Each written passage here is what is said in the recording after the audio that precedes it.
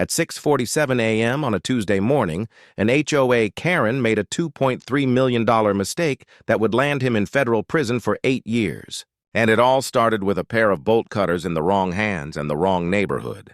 The sound of steel biting through my security chain cracked through the silence like a gunshot. That metallic snap was the moment Brad Kensington Wright went from smug HOA president to federal felon in 30 seconds flat. See, while I was deployed overseas fighting drug cartels, this self-appointed suburban dictator decided my eyesore Jeep needed to disappear. What he didn't know was that Jeep belonged to a federal drug task force, loaded with $347,000 worth of classified surveillance equipment. And I'm the kind of federal agent who takes down criminal organizations for a living. He thought he was cutting a chain on a soldier's truck. He actually committed a felony that would make cartel bosses jealous. My name is Sergeant Tiana Tank Rodriguez, and 3 months ago, I thought inheriting my grandmother's home would be the peaceful chapter of my life I'd been praying for. Turns out I was about to go to war on my own front lawn, Willowbrook Estates. Picture-perfect suburban hell where every house is beige, every mailbox the same, and the air smells like entitlement disguised as fresh mulch. HOA dues, $150 a month for community standards. Translation: funding Brad Kensington's ego and his little ruler he uses to measure grass height. My grandmother Rosa raised me after my parents died when I was 12. Her house was my sanctuary, smelled like cinnamon, sage, and her prayers. Mija, she used to tell me, you stand up to bullies, but you do it the right way. That lesson never left me. But Brad Kensington never met a woman like me. 2 weeks into my deployment, an email pinged in my inbox. Violation notice, unauthorized commercial vehicle. My heart sank. My Jeep, clearly marked with federal decals, had been declared an eyesore. Brad's justification? Work vehicles prohibited in residential driveways. He didn't bother to check the HOA's own covenants from 1987, ones that specifically exempted government, military, and law enforcement vehicles. He just figured the new black woman in Grandma's house wouldn't fight back. He was wrong. While I was dodging gunfire, he was stacking fines at $50 a day and sending threats to my little sister Maya, a middle school teacher who'd moved in to watch the house. She tried to reason with him, brought my deployment papers, offered to cover the Jeep. He looked her dead in the eye and said, "Rules are rules. Maybe this neighborhood isn't the right fit for your family." That pause between words told me everything. The way his tone dropped on your family. That wasn't about rules. It was about race. A week later, Maya called me crying. He said he has friends on the school board. He said if I make trouble, my job could be affected. That's when I realized this wasn't about me. He was targeting every military family and every black or brown face that moved into Willowbrook. The Johnsons, a Marine family, were cited for excessive motorcycle noise. The Washingtons, black couple with a newborn, fined for disturbing community peace. Every letter Brad wrote hid the same thing, prejudice printed on HOA letterhead. So I called JAG. Staff Sergeant Patricia Williams didn't even finish reading before she said, "Sergeant Rodriguez, that man is tampering with federal property. That's not a violation.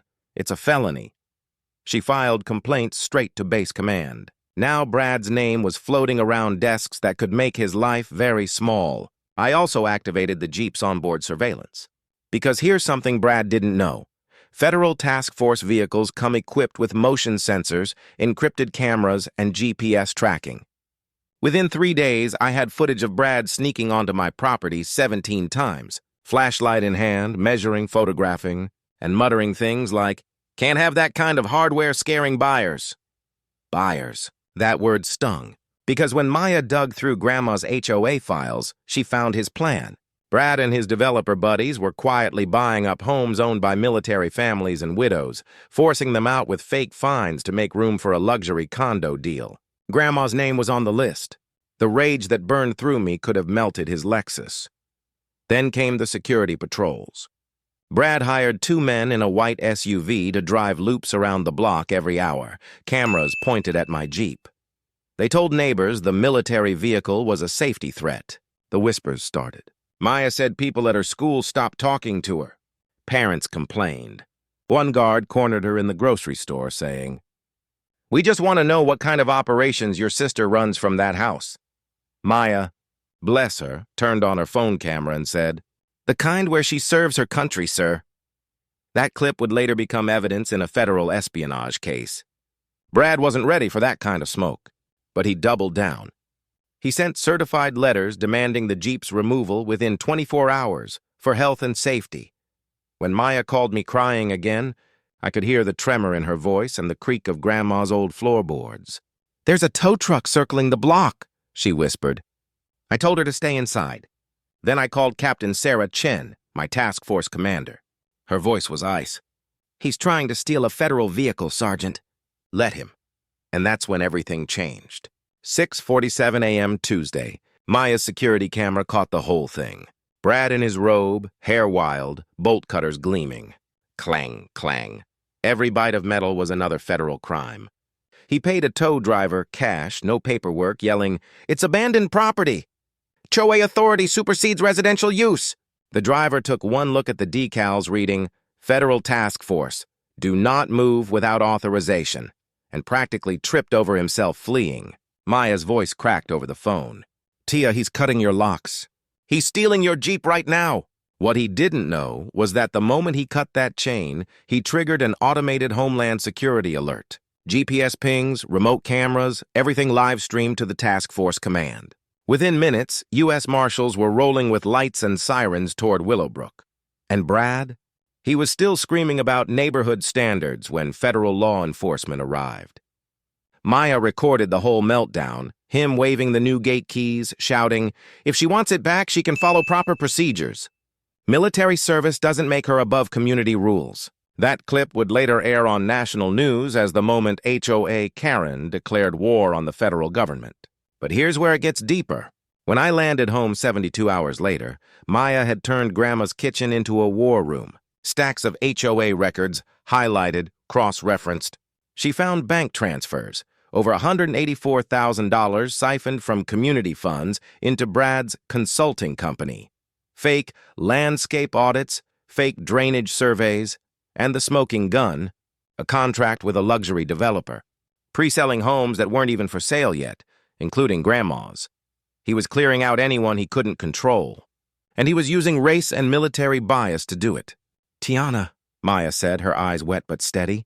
"He even sent violation notices to Grandma while she was in hospice. Said her yard was non-compliant." That one broke me.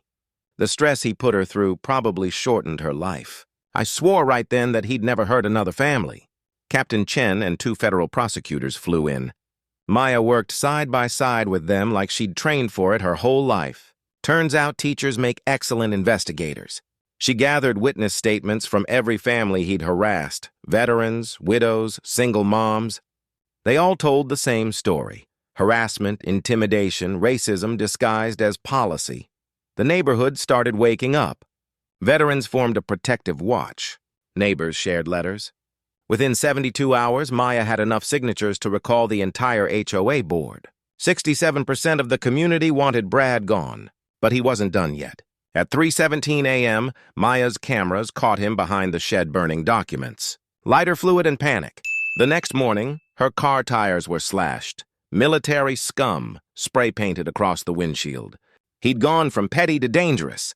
That's when Captain Chen authorized a federal protective detail for my sister. Agents shadowed her to work, to the store, to sleep. Meanwhile, Brad kept spiraling. He bribed Maya in a parking lot, $50,000 in cash. "Take this," he hissed, "and find a neighborhood more suitable for your lifestyle." She recorded every word. That recording became Exhibit A in his bribery charge. When that failed, he tried bribing federal agents through a private investigator. That became Exhibit B, and if you're keeping count, that's bribery, witness intimidation, and obstruction of federal justice, 3 felonies before breakfast. But his arrogance didn't stop there. He used his city council connections to spread lies about us. Unstable veteran, PTSD, dangerous presence. He told the PTA Maya shouldn't be teaching children. Neighbors crossed the street to avoid her. Racism wears many masks, but entitlement always shows through. The day of the reckoning, the Willowbrook Community Center was packed beyond fire code. Veterans, Families, reporters, and federal agents filled every chair. Brad walked in late, still pretending he was in control, white knuckles gripping a file folder of excuses. Maya stepped to the mic first. Calm. Clear. For years, this board used fake rules to harass veterans, elders, and black families. You called it order. We call it discrimination. The room erupted. Then I took the podium. Brad Kensington Wright thought he was cutting a chain on a black woman's Jeep, I said, voice steady. What he cut was the lock on a federal police vehicle tied to active cartel cases. He didn't just commit theft, he compromised national security. Gasps rippled. He waged war on the very people who protect this country. And he did it because he thought his HOA made him untouchable. Federal prosecutor Elena Martinez took the mic next and listed the charges: theft of federal property, obstruction of justice, mail fraud, civil rights conspiracy, RICO violations, and hate crimes enhancements.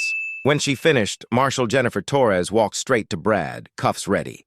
Brad Kensington Wright, you are under arrest for theft of federal law enforcement property, conspiracy to violate civil rights, embezzlement, and obstruction of federal justice. The sound of those cuffs clicking was sweeter than any victory I've ever had in uniform. His face drained gray as agents led him out. His wife didn't even look up. It was over. 18 months later, the sentencing came. 8 years in federal prison, no parole, $647,000 in restitution to affected families, and lifetime ban from any HOA or public office. The judge's words went viral. Your harassment of military and minority families constitutes domestic terrorism disguised as community governance. This court will not tolerate suburban tyranny. Brad's development empire collapsed overnight. Every family he targeted got compensated. Grandma's house, our house, became headquarters for the Rodriguez Foundation for Military Family Rights. Maya left teaching to run it full-time. We host free legal clinics now for families fighting HOA corruption. Congress passed the Tank Rodriguez Act requiring HOA financial transparency and protections for service members. Willowbrook transformed. Brad's seized home was converted into Veterans Memorial Park.